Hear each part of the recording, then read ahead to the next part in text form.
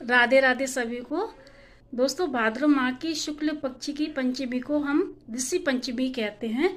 इस दिन वो महिलाएं व्रत रखती हैं जो रजो निवृत्त हो चुकी हैं, इसीलिए उनको यह व्रत करना चाहिए। अगर उनको उद्यापन करना है तो 5 साल के बाद या 7 साल के बाद इस व्रत को करना चाहिए, यानी कि उद्यापन करना चाहिए। ठीक है। और छोटी कन्या जो जिनका पीरियड अभी शुरू नहीं हुआ है वो इस व्रत को कर सकती हैं। और इस व्रत में जब आप उद्यापन करो तो 5 जो ब्राह्मण होते हैं उनको आप जिमाइए, उनको आवश्यकता अनुसार कुछ दान दक्षिणा दीजिए। ये व्रत तभी सफल होता है।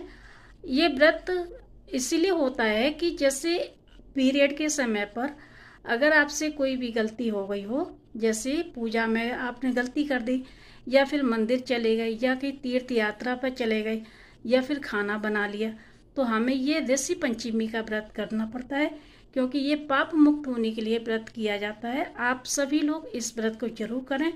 इस व्रत को वही लोग कर सकते हैं जिन्होंने रजोनिवृत्ति से फ्री हो चुकी हैं, या फिर कुंवारी कन्याएं इस व्रत को रखती हैं। ऋषि पंचमी सप्त ऋषियों का व्रत होता है, सप्त ऋषि की पूजा की जाती है। इस व्रत को सभी लोग करें, लेकिन वही महिलाएं करें जो रजोनिवृत्ति से निवृत्त हो चुकी हैं, इसीलिए ये व्रत उनके लिए है। और कुंवारी कन्याएं इस व्रत को पीरियड होने से पहले जब शुरू होता है तब उससे पहले ये व्रत पूरा कर लें। लेकिन हर कोई आजकल व्रत इसे करने लग गया है, कोई बात नहीं। लेकिन इससे क्या होता है कि जाने अनजाने जितने भी हमने पाप किए हैं तो वो सारे पाप नष्ट होते हैं और हमारा जीवन कल्याणमय हो जाता है। इसीलिए इस व्रत को जरूर करें। आप सभी को ऋषि पंचमी की बहुत बहुत शुभकामनाएं।